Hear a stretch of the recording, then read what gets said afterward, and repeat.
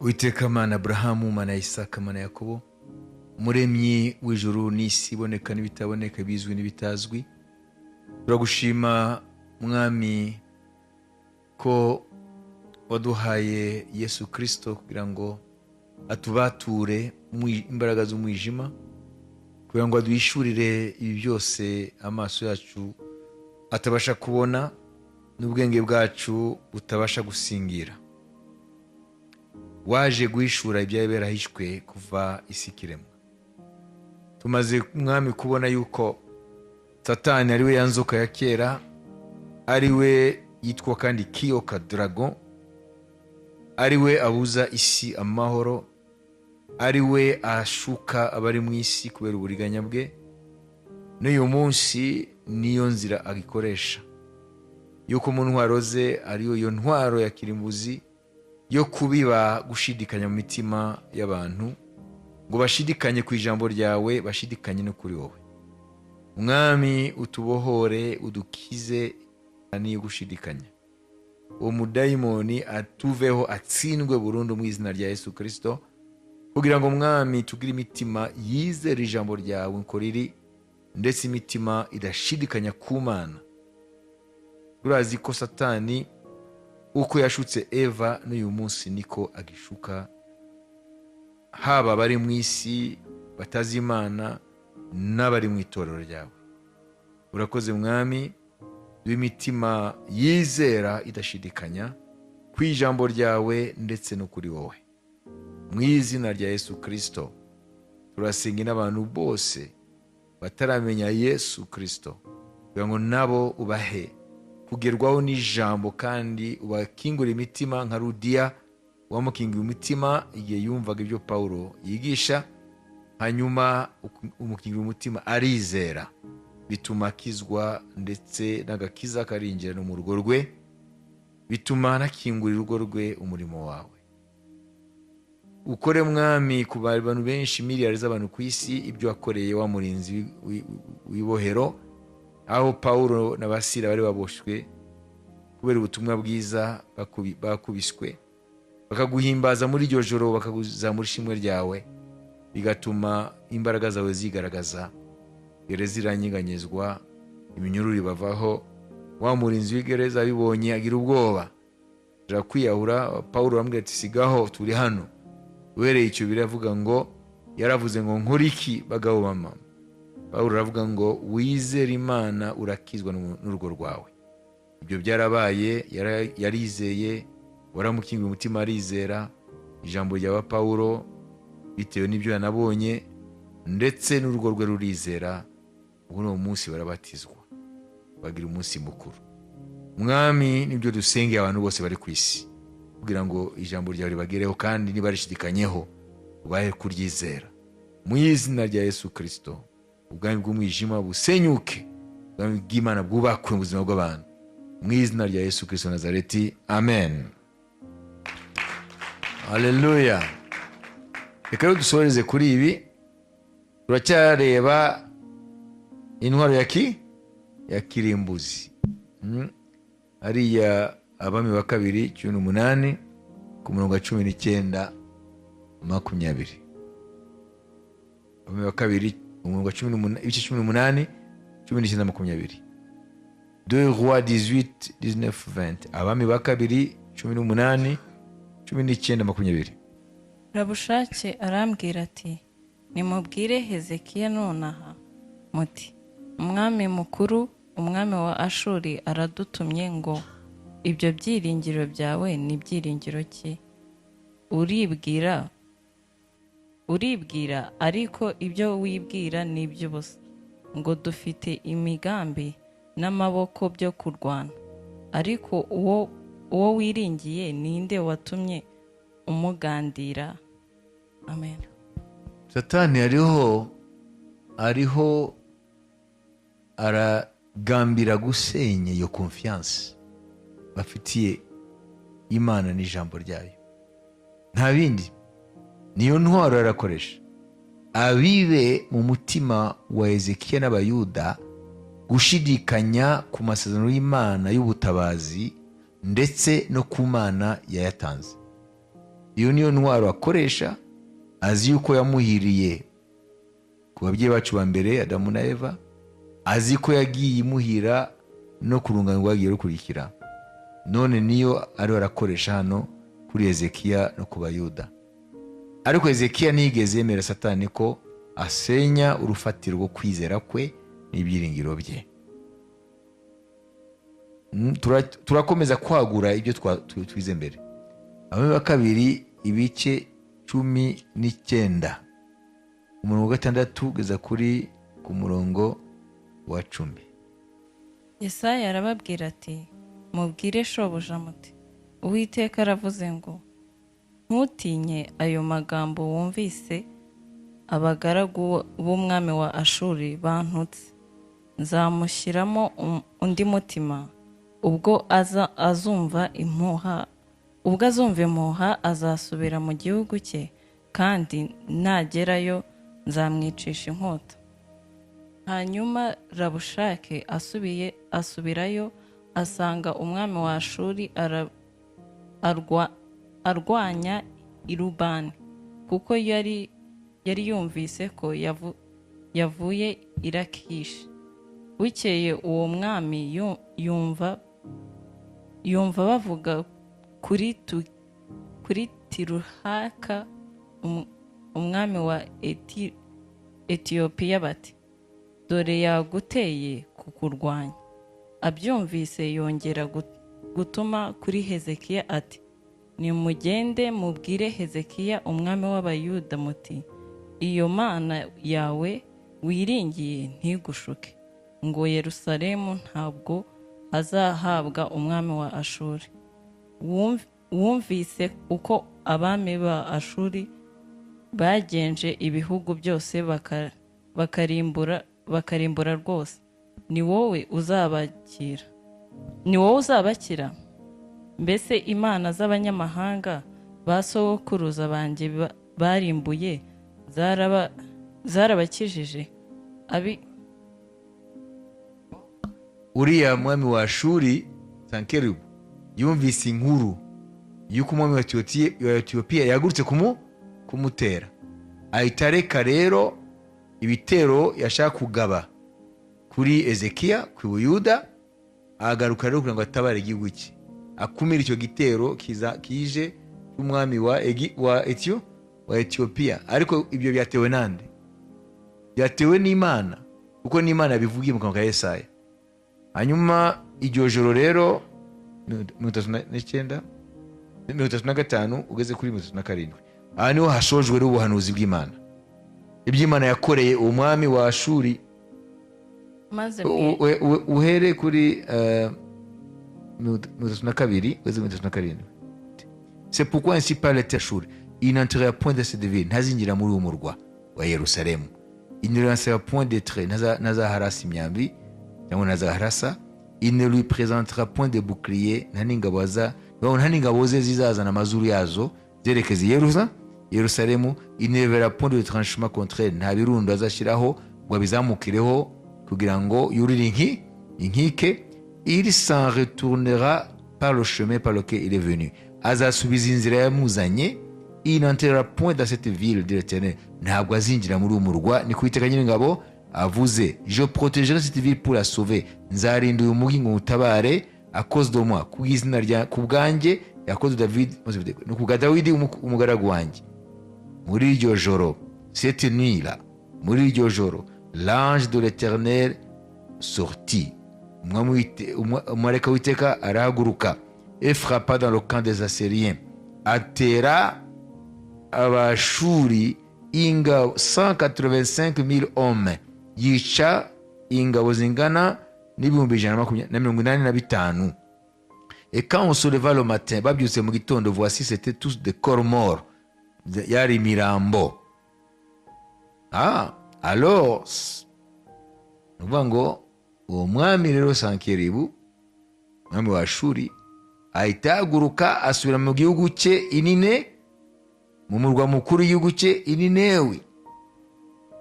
Or, comme il était prosterné devant la maison de Nisroch, son Dieu, yarukiye mu nzu y'igwamana cye cyitwa Nisroch, hanyuma abahungu be babiri, umwe yitwa Adramelek, undi yitwa Sharezer, le frappeur avec l'épée. Abana be babiri bamwicisha inkota, bahungira mu gihugu cya Ararati.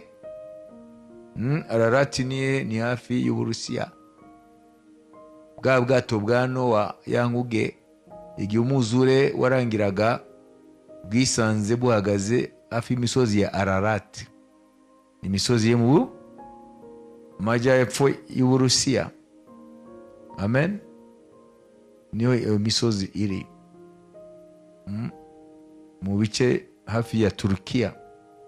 Kandi murabona ko Turukiya igenda ikakora ku ruzi Efurate. Ni ukuvuga ngo iyi Ninewi ni hafi ya Turukiya. Amen. Murabizi ko uruzi Efurate rufata isoko muri Turukiya.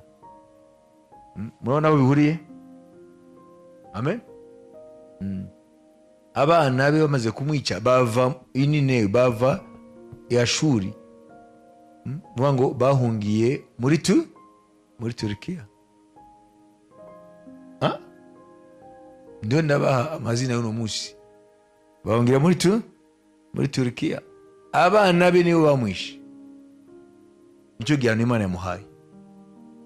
Noneho igitero cyari kigabwe kuri Ezekiya n'Abayuda kirarangira. Babona gutabarwa Imana. Ni ukuvuga ngo rero igihe cyose tuzahagarara ku rufatiro rwo kwizera ijambo ry'Imana, isezerano ry'Imana, n'Imana ubwayo yarivuze, sibyo? Niyo ntwaro iruta izindi Satani akoresha. Nitunesha intwaro ziruta izindi za Satani, iyo ntwaro yitwa gusenya iki? Gusenya urufatiro rwubatseho kwizera n'ibyiringiro y'umuntu w'Imana. Amen. Ari byo kwizera ijambo ry'Imana na nyiraryo.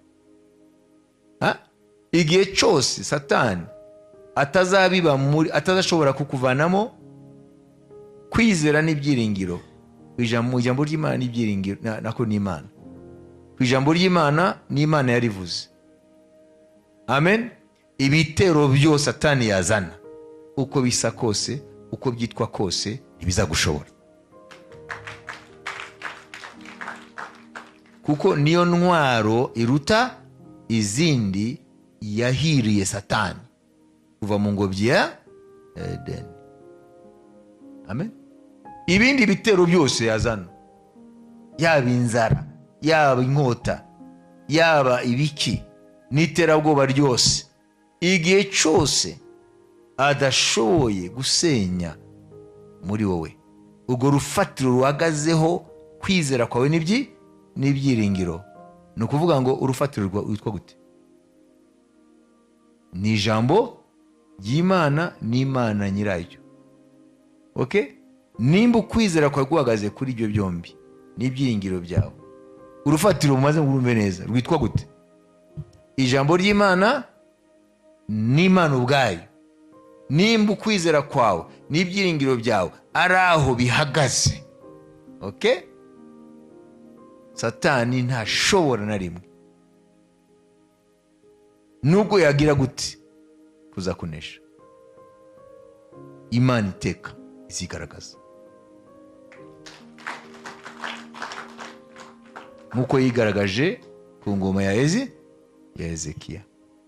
Kiriya gitero ntabwo cyari gikomeye, cyari cyoroshye, cyari gikomeye. Mwumvise byose, ingabo 185 biherekeje amagambo y'iterabwoba. Kandi si ibyo gusa, Ezekiya n'Abayuda bari bazi ko izo ngabo nyine zimaze kurangiza imiryango 10 bene wabo. Ubwami bwa Isirayeli bwari bugizwe n'imiryango 10. Uwo Sankeribu nyine n'ingabo ze bararangije. Hasigaye rero imiryango 2, Yuda na Benyamini. ari ubwami bw'amajyepfo, ubwami bw'ubuyuda, umurwa mukuru Yerusalemu. Yumva ko n'ibyari byabaye ubwabyo, sibyo, byari gutuma Hezekiya ayamanika ati rero ntiturindire ko badutsemba twese, reka twigabure mu maboko ya Sanakeribu umwami wa Ashuri, kuko n'abavandimwe bacu ubwami bwa Isirayeli bw'amajyaruguru imiryango 10 yarayishoboye, ntabwo yashoboye guhangana nawe. Twebwe turi bake, turi imiryango 2. urumva ziriya ngabo n'amagambo y'iterabwoba mu kanwa karabushake intumwa ya Sankeribu byari bihagije ko Hezekiya ayamanika. Ariko Hezekiya ntiyemeye ko Satani binyuze muri Rabushake n'uwo mwami n'uwo mushebuja ko basenyerwa rufatiro ngo kwizera n'ibyiringiro mu ijambo ry'Imana, ku Uwiteka niwe mutabazi wacu, kandi n'Imana nayo ntabwo ihindagurika, ntabwo ibeshya. Imana ni ukuri, Uwiteka ntabwo ahindagurika. Haleluya! Nkuko yatabaye basokuruza natwe aradutabara, kandi murabona yuko Imana ntiyabuze gutabara. Natwe rero niko bimeze. Uyu mwaka 2025 tukwiye guhagarara nkuko Hezekiya yahagaze. Tukwiye guhagarara mu cyatumye Hezekiya Satani atamushobora. Haleluya! Tukwiye guhagarara no mu bikomeye, tukamenya ko ijambo ry'Imana niryo kwizerwa, ntabwo rihindagurika, ntabwo ririmo ibinyoma. Tukamenya ko yanzoka ya kera Satani aracyakora kwa kundi. Niyo nshaka kurangiriza rero kuri ibyo. Iriya ntwaro ya kirimbuzi ya Satani twibuka kubiba, ugushidikanya, kubiba hehe? Mu mutima no mu bitekerezo by'umuntu w'Imana. Amen. Kugira ngo ashidikanye ku by'Imana yavuze n'Imana ubwayo, sibyo? Ibyo rero byitwa modus operandi ya Satani. Modus operandi ni ukuvuga ngo uburyo bwo gukora bwa Satani. Modus operandi, mode operatoire babyita modus operandi mu Kilatini, bivuga mode operatoire. Ni ukuvuga ngo uburyo Satani akora kandi bumuhira igihe cyose yabukoresheje. Modus operandi kuriya nyine byanditswe mu Kilatini, bavuga modus operandi, modus operandi ko nyine. Amen. Modus operandi ko nyine.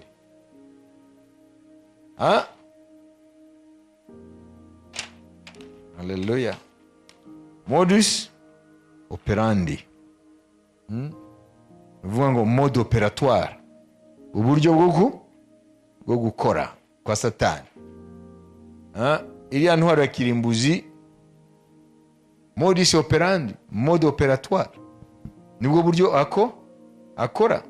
Uyu munsi rero mu gusoza rero, mbere ko dusenga, twize modus operandi ya Satani, mode operatoire ya Satani ikunda kumuhira mu mateka inyoko muntu.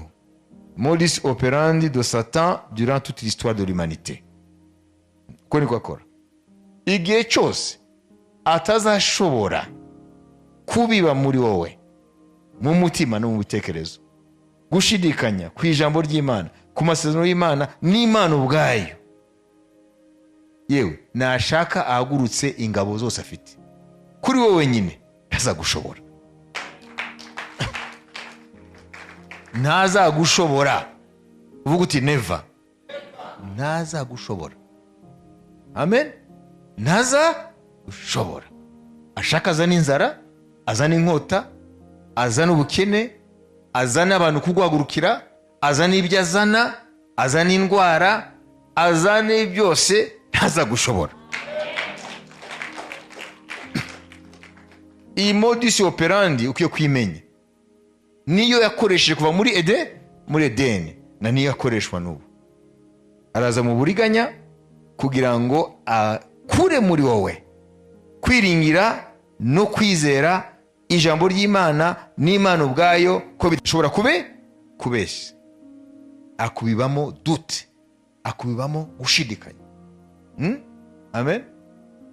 Wese urizera ko rwose Imana ishobora kukumara ubukene bwawe bwose? Ese urizera ko Imana yakwishurira amadeni? Ese Imana igira amafaranga? Byose arabivuga kandi yarabikubwiye kandi mbizi. Waje bise uko nikwaza, urizera se ko Imana koko yaravuze ngo uwite ngo Imana yangiza amara ubukene bwawe? Ariko ko iyo jambo uraryizera koko? Ariko urizera kuri ya Paulo ko ibyo yavuze ari byo? Abafilipi 4:19 basomere. Dufate urugero mu gusoza, dufate nk'iri jambo uraryumvise, sibyo? Satani ahitaza ati ariko koko reka turyumve. Reka twese mu bihe bitandukanye yaratujeho gutyo. Et mon Dieu pourvoira à tous vos besoins. Kandi Imana yanjye izabamara ubukene bwanyu bwose nk'uko ubutunzi bw'ubwiza bwayo buri muri Kristo Yesu. Amen. Amen. Iri jambo ni ry'Imana, si ry'Imana? Ni ry'Imana. None Satani rero azakubuza kuryizera. Azakoresha iki? Azakoresha modus operandi.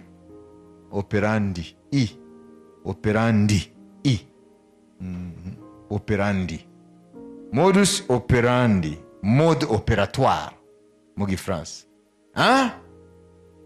Azakoresha ya ntwaro ya kirimbuzi akubibemo gushidikanya, akubibemo dute, akubibemo gushidikanya, mashaka, akubibemo gushidikanya, akubwire ngo wese urizera koko ko Imana ishobora kumara ubukene bwawe bwose? Ese Imana igira amafaranga? Ntabwo uzi ko amafaranga akorwa muri banki nkuru y'ibihugu? Mu ijuru ntabwo bakora amafaranga. Uwo ninde arakubwira? Ni Satani. Wayibize? Ariko wowe wazaba umusazi nk'abandi. Imana ngo izakumara ubukene bwawe bwose? Imana igira amafaranga ra? Ntabwo muzi ko amafaranga y'ibihugu akorwa na banki nkuru, banki centrale, central bank. None wowe urizera se izakumara ubukene bwawe bwose gute? Bizanyura he? Ure kugenda kwirwanaho. Ibyo ukoresha uburyo bwose n'ibyanga uraza ukuntu ubigenza. N'aya mafaranga bakubikije hari ukuntu wabigenza. Wayumvise? Ntazabura ibyo akubwira kugira ngo abibe muri wowe gushidikanya ko Imana ibasha kukumara ubukene bwawe bwose. Cyo ni cyambere twatanze nk'urugero. Reka dusoze ku rugero rwa kabiri. Matayo, muzi ko igihe cyose sindangenda ntabivuze. Matayo 6. Amen. 33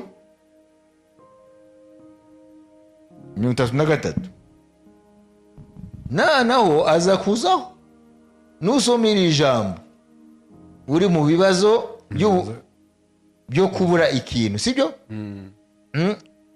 Ahubwo mubanze mushake ubwami bw'Imana no gukiranuka kwayo, nibwo ibyo byose muzabyongererwa. Amen.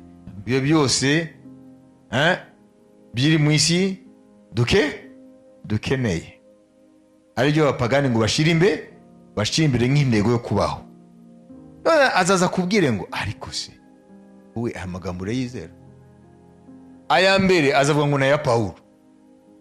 Mwabyumvise? Aya kabiri nayo umviriza. Aya kabiri noneho yavuzwe n'umwami ubwe, ariko turabizi n'aya yandi ntabwo ari ya Paulo, ni umwuka wa Kristo muri Paulo. Rero azaza rero avuze ati ariko se wowe aya magambo nubwo yavuye mu kanwa k'umwami, ntabwo uzi ko isi yakiragiye yoroshye? Hagati y'icyo gihe n'ubu hanyuzemo imyaka 2000. Ubu ntabwo bikiriho. Dore mu mujyi nta masambu yo guhinga, sibyo? Umuntu afite gusa haba n'akajaride k'imba bishobotse niba ari inzu ari. None wowe agenda gute? Ni munsi y'urugo, ni nyuma y'urugo, ni iki? Munsi y'urugo. Na munsi y'urugo ntaho ufite. Ngo none ngo mushake mbere na mbere ubwami bw'Imana no gukiranirwa kwayo, ibi bindi byose, imyambaro, ibyo kurya, ibiki, amafaranga yo kwivuza, amafaranga y'amashuri, amafaranga y'ibiki byose, ngo muzabyongererwa. Mu ijuru se hari imyenda ibaho? Ibi byose biri mu isi mu ijuru ntabwo bibaho. Nimba adashobora kukuvanamo ko ijuru ririho, aza kuba ati mu ijuru ni ahantu gusa, ntibarya, ntibivuza, sibyo? Ntibanyoterwa, ntibambara. Ibyo byose nibyo mu isi. None wowe rero, iri jambo ni akazi kawe, ntabwo rigikora.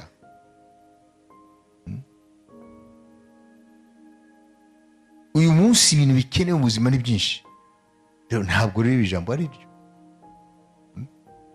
Ahubwo shaka mbere na mbere ukuntu wubaka security yawe mu byerekeye amikoro. Ibyo by'ubwami bw'Imana bizaza nyuma. We azacurika ibintu kandi benshi bazamwemerera. Uko niko akora, araza buhoro buhoro akakubimamo gushidikanya ku ijambo urasoma cyangwa uri urabwirizwa ko atari ryo. Aza kubwira ngo il ne faut pas prendre la lettre, ntibifate ku nyuguti. Hanyuma azazana rero ibisobanuro bye ngo byo mu buryo bw'umwuka, mwongeze cyari ko abadayimoni. Hanyuma benshi baramwemerera iri jambo, bakarikanyaho ko atari ryo, ko nimba ryigeze kuba ryo ni muri cya gihe Yesu yarivugaga, ariko apana muri generation. Wabyise ubuzima buraruhije ubu, no guca hirya no hino, hejuru no hasi. Kandi abantu bakabyemera.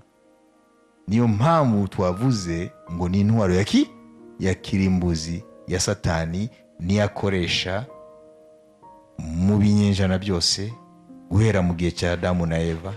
Kandi niyo ntwaro imuhira, niyo modus operandi imuhira, niwo buryo umuhira cyane. Kubaka gushidikanya ku ijambo ry'Imana n'Imana ubwayo, kuko arabizi aramutse atabishoboye ibyabaye kuri Ezekiya n'Abayuda imbere ya Sankeribu n'ingabo ze biraba. Imana iratabara, Imana irakora, Imana ibasha gutumara ubukenye bwacu bwose. Haleluya! Ijambo ry'ukuri. Uyu mwaka rero nitumwemerere iyo modus operandi ye, nituyemere. Uyu mwaka duhagarare tumwangire kwa tubibamo gushidikanya ku by'ijambo ry'Imana n'Imana ubwayo. Haleluya! Kadusenge. Data, mu izina rya Yesu Kristo, duhagaze hano imbere yawe tugushimira iri jambo uduhaye uyu munsi, ariyo masengesho ya mbere atangira uyu mwaka mushya. Mwami, uyu mwaka mushya hazabamo challenges nyinshi, defi nyinshi, hazaba harimo ibintu byinshi bizahagarara nk'imisozi. Ariko uratubwiye ko iyi ntwaro ya kirimbuzi ya Satani ariyo kubiba gushidikanya mu mitima y'abantu, ngo bashidikanye ku ijambo ryawe, bashidikanye no kuri wowe ubwawe. Mwami, uduhe kutamwemerera, uduhe guhagarara mu kwizera n'ibyiringiro bitajegajega ku ijambo ryahumetswe nawe, ariyo Bibiliya, ko ari ijambo ry'ukuri, kandi ko nawe uri ukuri. Mu bihe byose nta circonstance n'imwe izanyomoza ijambo ryawe mu gihe ryizewe. Uri Imana iseruka no mu bidashoboka kwizerwa. Iyo umuntu akwizeye nka Ezekiya, uraseruka ukigaragaza. Urakoze mwami kuzabana n'itoro ryawe, uzabana n'abana bawe, uzabana n'abakwizera mu mpande zine z'isi muri uyu mwaka, kuko wavuze ngo haguruka urabagirane kuko umucyo wawe uraje, ubwiza bw'Uwiteka burakurasiye. Reka mwami muri iki gihe duhagarare koko nk'intwari z'ukwizera, tunyomoze Satani n'uburiganya bwe mu izina rya Yesu Kristo, amen. Amen, amen. Mubarikiwe. Amen.